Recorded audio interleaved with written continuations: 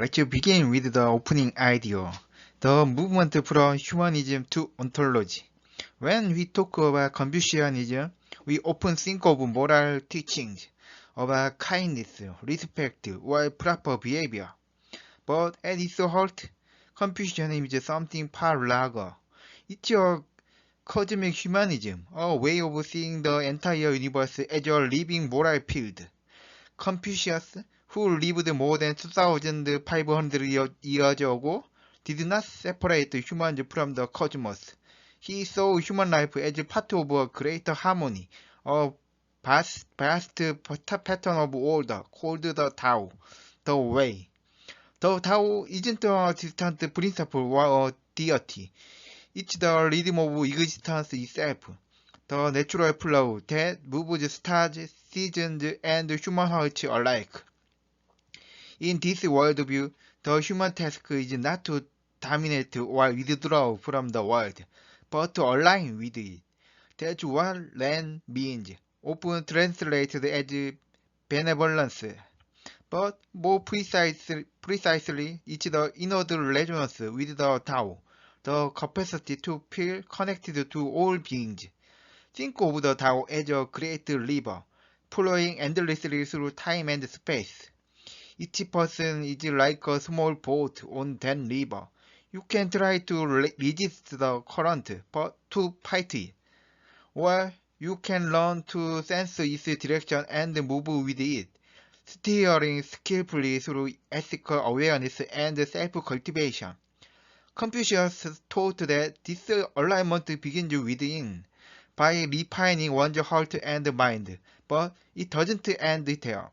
The inner virtue naturally flows outward, shaping relationships, families, societies, and ultimately the world itself.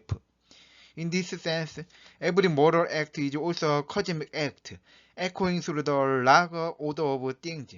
So when we say Confucianism as a cosmic humanism, we mean this. Humanity is not separate from the cosmos. We are its conscious reflection. To live virtuously is to participate in the unfolding harmony of existence itself. Now, let's bring this ancient vision of harmony into dialogue with a modern framework in our ontology, or IO. IO begins from a simple but powerful insight. Reality is not built from fixed things, but from relational rhythms, movements between inward and outward tendencies. At the foundation of everything are what we call IOIs, or inner indistinct. These are not particles or energies in the usual sense. They are balanced superpositions, states where inward coherence and outward differentiation coexist before either becomes distinct. From their interaction, what we call IOE, or inner entanglement, the universe unfolds. Every form, every moment of thought, every heartbeat is part of this rhythmic exchange. The pull inward toward wholeness, and the push outward toward expression.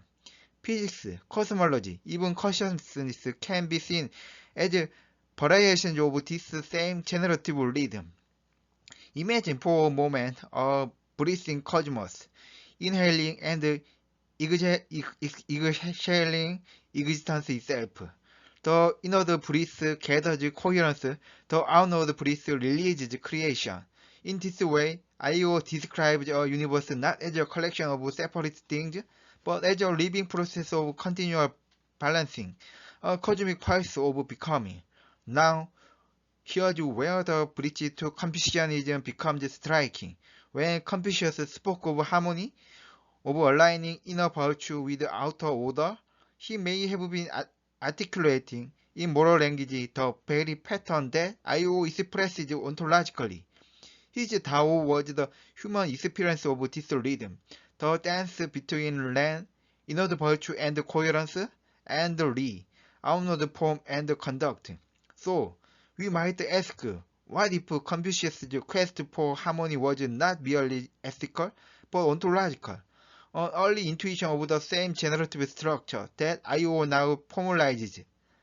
In that light, the Confucian sage and the IO theorist are contemplating the same truth from two directions. One from the heart of human ethics, the other from the deep structure of reality. Both see that existence itself is not static substance, but a rhythmic balance between in and out, coherence and expansion, being and becoming, a cosmic dance where harmony is the very nature of existence.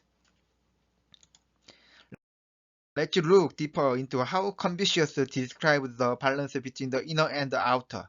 What Ayu calls the harmony between inward coherence and outward expression. Two of his most important ideas are Ren, benevolence, and Li, ritual propriety. Ren is the inward side of being human. It means compassion, empathy, and the ability to feel connected to others from the heart. It's what makes a person truly whole inside, a coherence of feeling and understanding that unites self and other. Li, on the other hand, is the outward form of that same wholeness. It refers to the social patterns, behaviors, and rituals through which we express our inner virtue in the world. Li gives shape to Ren. It turns the invisible goodness of the heart into visible action, rhythm, and structure. Confucius captured their relationship beautifully in the Analects when he said, restrain the self and return to ritual. That is benevolence. This means that inner sincerity must be guided and manifests through outward form. Without Ren, ritual becomes empty. Without Li, compassion has no direction. Together, they form the living cycle of human harmony, an inner rhythm in ethical form. Think of it like this. In a family, Ren is the love that binds parents and children inwardly, while Li is the way that love is expressed through gestures of respect, daily care, and mutual duty. Ren gives warmth, Li gives order. One gathers, the other unfolds. In modern terms, you can imagine Ren as the inward gravity of empathy that puts people together, and Li as the outward orbit that keeps relationships in balance. From the perspective of I/O, Confucius was describing a human-scale resonance of the same universal pattern. The inward movement of Ren mirrors the integrating in page of IOI, while Li mirrors the differentiating out page, both necessary, both complementary.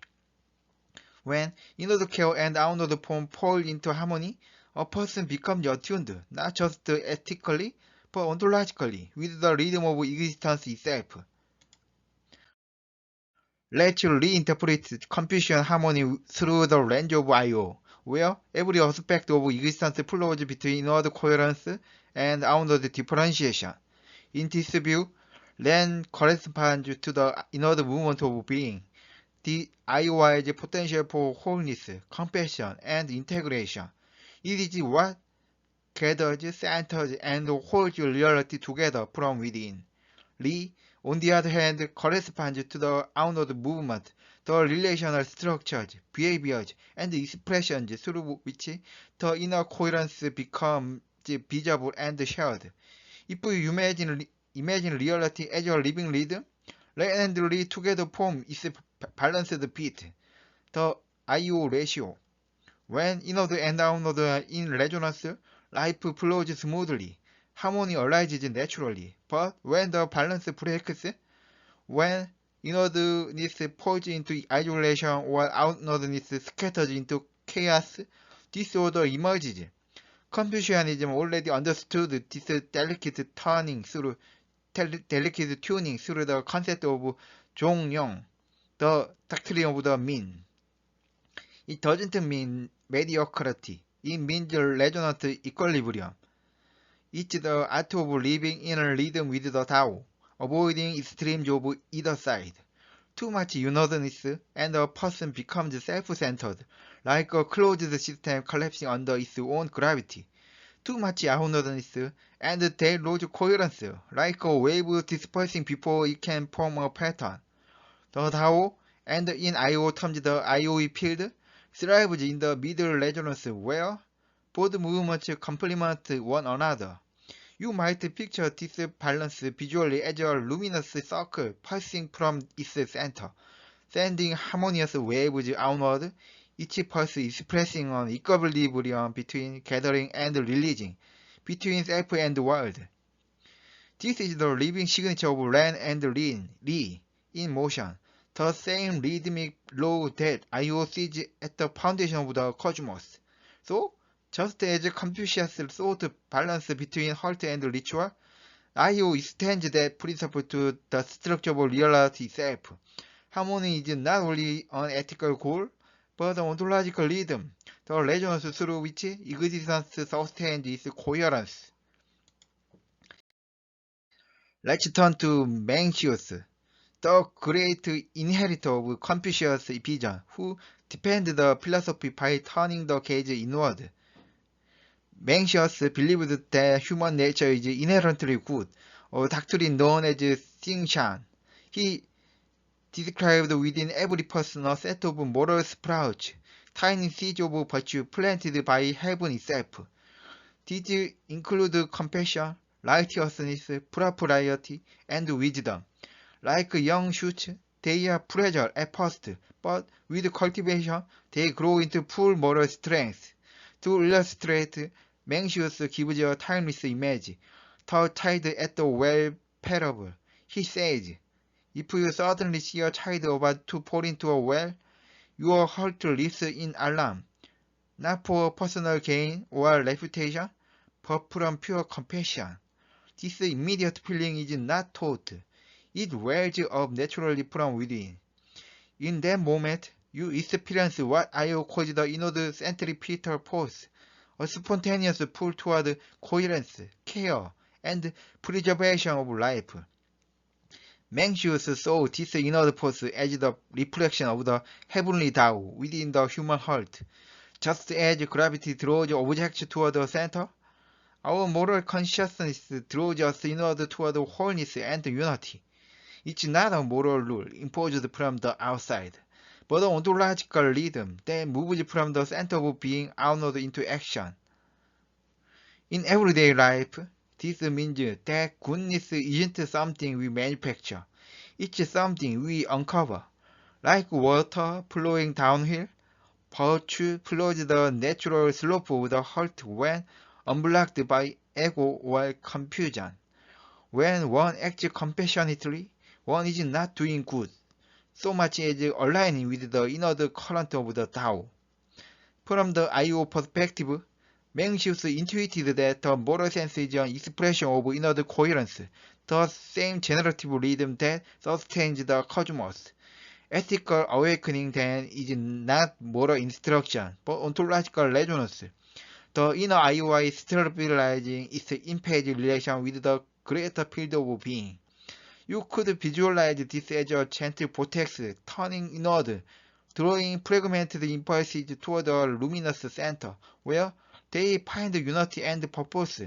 Mencius' insight reveals that morality is not a set of commandments. It's the natural inward rhythm of existence, the centripetal pulse through which human life attunes to cosmic harmony. In classical Confucian thought, Mencius speaks of human nature as innately good. He says that within every person lies the seed of benevolence, righteousness, propriety, and wisdom. But what does this mean when we look at it through the lens of IO? In IO, this innate goodness is not a static moral essence. It's an inward potential, a pre-directional wholeness within the IOI, the inner instinct. Before any moral action, before even a thought or desire arises, there is this inward wholeness, the quiet ground from which both in and out can emerge. From this inward wholeness, goodness does not exist as a fixed trait. It emerges as a resonance, as a relational harmony when the inward state meets the outward world. You can imagine it like a seed. The seed holds within it a complete inward code. It does not yet choose direction. It simply contains potential. For once it interacts with its environment, sunlight, soil, water, it begins to sprout, branching outward, expressing what was once hidden within. In the same way, human goodness in IO is the natural outward manifestation of one inward potential. When the inward attunes to the outward, when the individual page aligns with the broader cosmic inner entanglement field, ethical behavior naturally unfolds, not as obligation, but as resonance. So when Mencius speaks of cultivation, IO understands it not as adding something new to human nature, but as page harmonization, a process of tuning the inner field to the larger rhythm of the universe. The self becomes a resonant participant in the cosmic IO field, where every act of kindness or righteousness is not imposed, but emergent, like music played in tune with the world. This reinterpretation also avoids the old critique of essentialism. Goodness here is not an inherent fixed quality. It's a dynamic equilibrium, an emergent pattern in the inner flow. It exists not in being, but in becoming, not in isolation, but in relation. So, the Confucian idea of innate goodness seen through IO transforms from moral dogma into ontological rhythm. The good is not what we possess, it's what we become whenever our inward draws from the universal outward, harmonizing with the whole. Unlike Mencius, Sunji presents a starkly different view of human nature.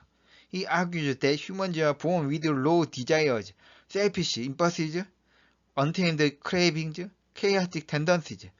Left to themselves, these tendencies lead to disorder and conflict.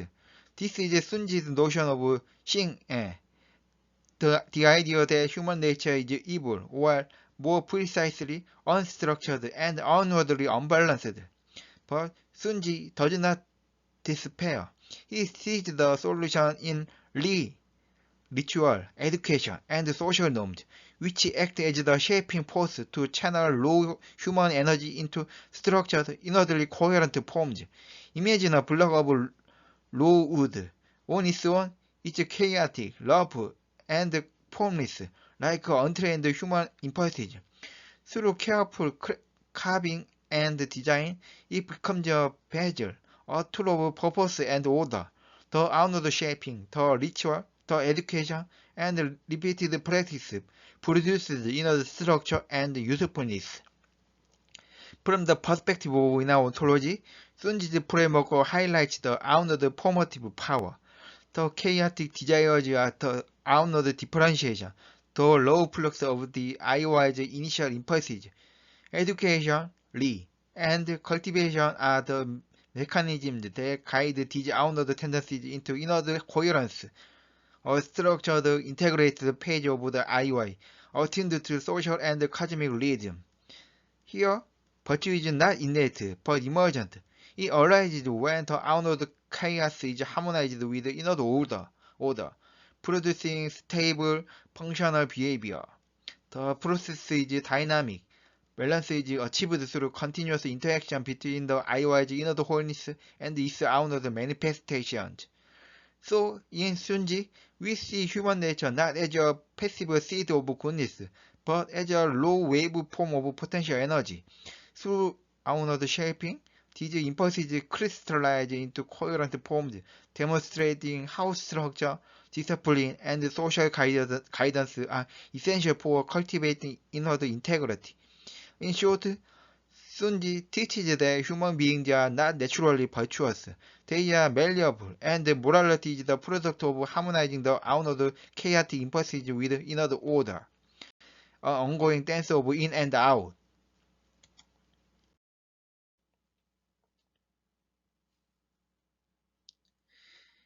In IO, Sunji's notion of human evil is not a moral condemnation. It's an ontological description of untamed outward becoming.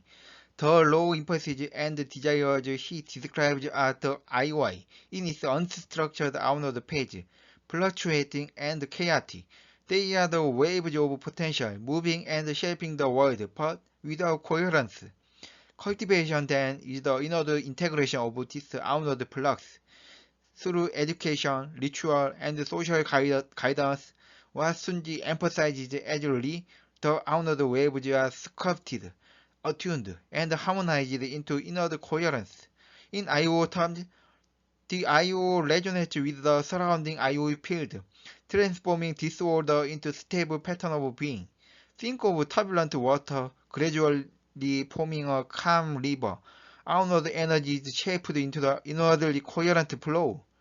This reinterpretation elegantly resolves the classic Mencius-Sunji debate. Mencius emphasized the inner potential, the pre-existing moral sprouts within the heart mind. Sunji emphasized the outward flux, the chaotic raw material of human nature. IO shows that these are not opposed. They are complementary aspects of a single IOI in superposition. Innate outward energy and inward potential coexist, interacting dynamically. When outward flux resonates with inward structure, moral harmony emerges naturally. Picture chaotic waves on a shore. Each wave represents untamed desire or action. Through resonance, like the tide shaping sand into patterns, the chaos stabilized into coherent forms, illustrating inward harmony arising from outward movement. In short, Sunji's formative realism becomes an auto-in transformation. Outward energy doesn't oppose virtue, it generates it, once guided and integrated. Virtue is thus a dynamic product of alignment between outward flux and inward coherence, exactly the rhythm of IO in action. Let's take a step back and see Confucianism not just as a set of moral teachings, but as a dynamic structural system, one that comes alive when viewed through the lens of IO. At the heart of this system is the circulation of inward and outward forces, a rhythm that mirrors the IO perspective of reality as relational and generative. First, consider Ren, or benevolence. In classical Confucian thought, Ren is the cultivation of inward virtue, a unified, coherent heart mind. In IO terms, it maps to inward wholeness, the coherence of the IOI itself, the inward page that maintains integrity and unity within the moral self. The inward wholeness is what makes ethical insight possible. Without it, actions are empty, and social harmony cannot be sustained. Nextly, the structured expression of ritual propriety represents the outward articulation of virtue. It is the way inward coherence projects itself into the social world through manners, duties, and ethical conduct. In IO language, Li corresponds to relational emergence, the outward differentiation that interacts with the surrounding IOE field. Together, Ren and Li form a continuous cycle. Inward wholeness gives rise to outward action, and outward action reinforces inward coherence. Then we have Xing, human nature. Mencius taught that our innate moral sprouts are seeds of virtue. IO interprets this as inward potential, a pre-direction IOI whose wholeness exists before it manifests. The growth of this potential into ethical action is not fixed. It is emergent, shaped by interaction with both the inward and outward pages of the environment. The Tao, the way, is the overarching inner totality, the relational metafield that encompasses all potential IOIs and their interactions. It is the dynamic structure in which human and cosmic flows resonate. Likewise, Tian, heaven, represents the outward universal order, the outpage of IOE, providing the field of relational feedback through which human actions ripple into the broader cosmos. Finally, even the human aspect of Ren, the reflective self, is seen as a localized impage node within this field, an inwardly coherent point of awareness that interacts with the relational network without losing its identity. In sum, classical Confucianism can be reframed as a moral and structural circulation of in-out dynamics. It is not merely about rules or personal virtue in isolation. It is about the mutual conversion between inward coherence and outward manifestation, a self-organizing rhythm that shapes both the individual and society. This perspective shows Confucianism as a living, adaptive system, one that anticipates the IOO's insight. Moral evolution arises not from static laws, but from the ongoing interplay of inward and outward phases, a constant dance of relational emergence. Example: in family life, the inward reflection of filial piety inspires acts of care, respect, and duty. These outward actions, in turn, cultivate further inward virtue, reinforcing the IOI's coherence and the harmonious functioning of the household as a relational system. This cycle scales outward, linking individuals to communities and ultimately to the cosmic order in a coherent, resonant network of inner dynamics.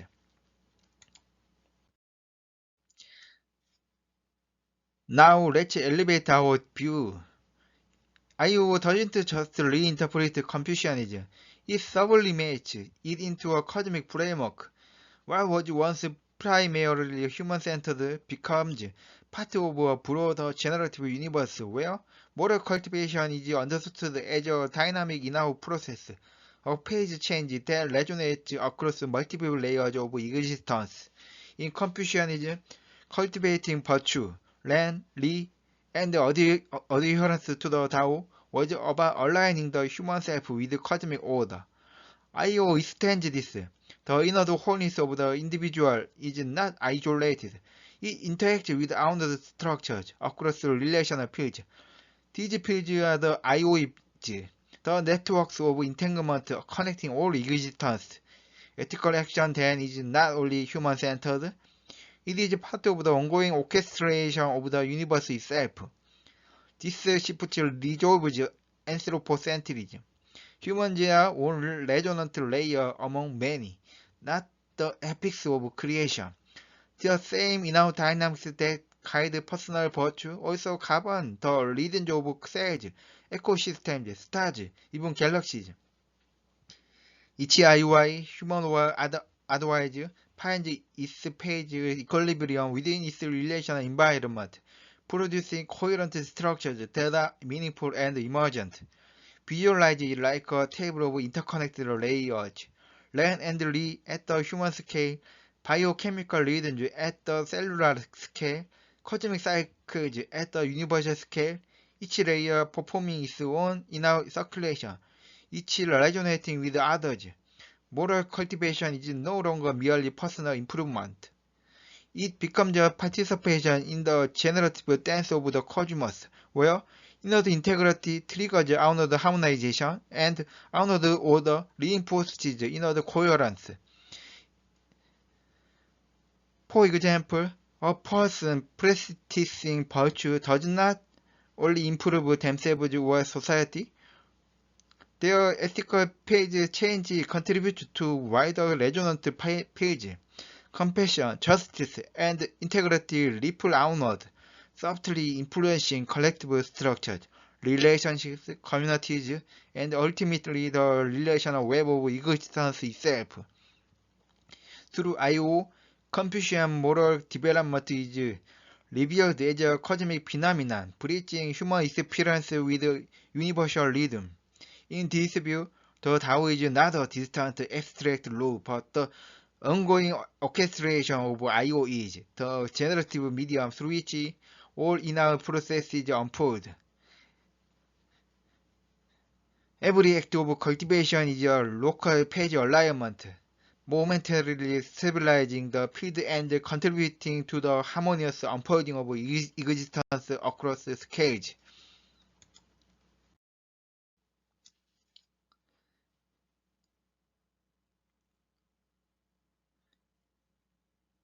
As we bring our exploration to a close, let's reflect on Confucianism not merely as a historical philosophy, but as a living framework of inner entanglement. at the heart of Confucian thought, Ren embodies inward wholeness, compassion, empathy, moral integrity, while Li expresses this inward virtue outwardly through ritual, social norms, and ethical action. Together, they form the human Tao, a continual dance of inward alignment and outward manifestation.